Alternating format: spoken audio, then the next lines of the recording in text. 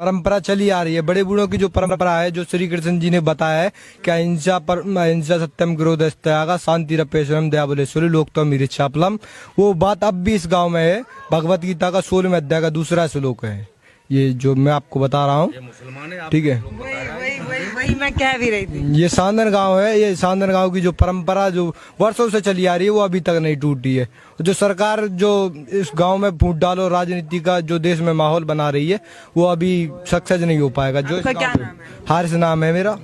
हारिस जो है वो भगवत गीता के श्लोक को इतनी तेजी से पढ़कर सुना गए जो मुझे खुद तक नहीं याद है। वाह, बहुत बेहतरीन। और याद है कुछ? हाँ, जो धर्म है वो कोई अलग नहीं बताता है। जब आप इस्लाम धर्म को परिभाषित करोगे तो वो बताता है कि वल अव्वल वल आखिर वल जाहिर वल बातिल व हुआ बिकुल्ली शैइन अलीम। वल अव्वल ही इज द फर्स्ट, वल आखिर ही is the last, nothing been them. यानी कि उसके बाद में कुछ नहीं होगा, सबसे पहला जो ईश्वर है वो वही है।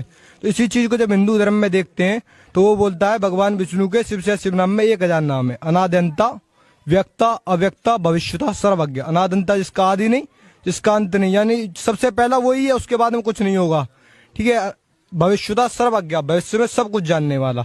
और इसी चीज को जब आप होली बाइबल में देखोगे तो वो बोलती है एन दी अल्फा एन दी ओमेगा, यानी कि धर्म कोई अलग नहीं है। खाली छिलके के ऊपर लड़ाई हो रही है। गूदा जो देखते हैं वो एक ही है, खाली छिलके के ऊपर लड़ाई हो रही है। धर्म के ठेकेदार जो बैठे हैं राजनीति में वो लोगों को बांटने का काम कर रहे हैं और कुछ काम नहीं है। बहुत बेहतरीन।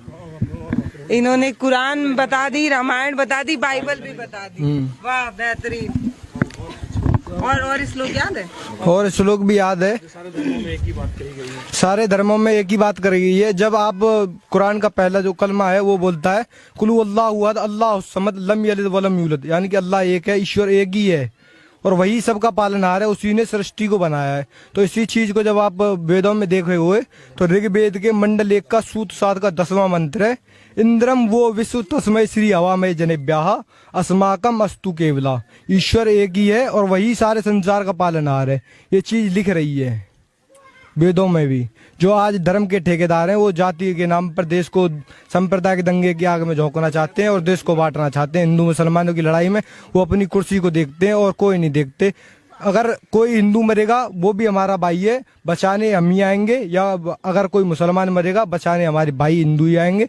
ये धर्म के ठेकेदार बीच में बचाने नहीं आएंगे। मैं खाली देशवासियों से यही अपील करता हूँ कि इन राजनेताओं के चक्कर में आप बीच अपना सद्भाव न खोएं और राजनीति को राजनीति की दृष्टि से देखें और आपस में अपना धैर्य ना खोएं। गजब। कितने साल के होते हैं?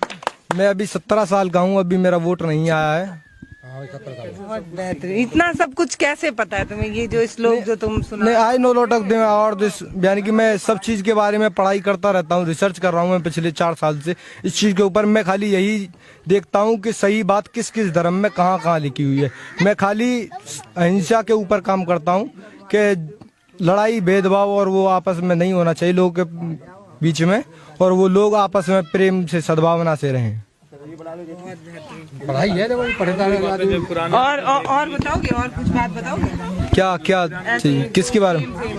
कुरान और गीता में जो एक ही बात कही हम लोग नहीं समझ। एक ही बात कही गई हो तो कुरान में जो लिखा हुआ है, कुरान भी यही कहता है कि एक ईश्वर की उपासना करो, ठीक है। और इसी चीज को जब जैसे अगर सपोज दैट हम नमाज पढ़ते हैं तो नमाज भी वेदों में लिख रही है। वेदों में लिख रहा है पतमा जान का द्युवा द्यु द्वितीय मुझते तृतीयानन कोडला कार चतुर्दश पंचम बिंदु संयुक्ता। ये नमाज लिख रही है वेदों में।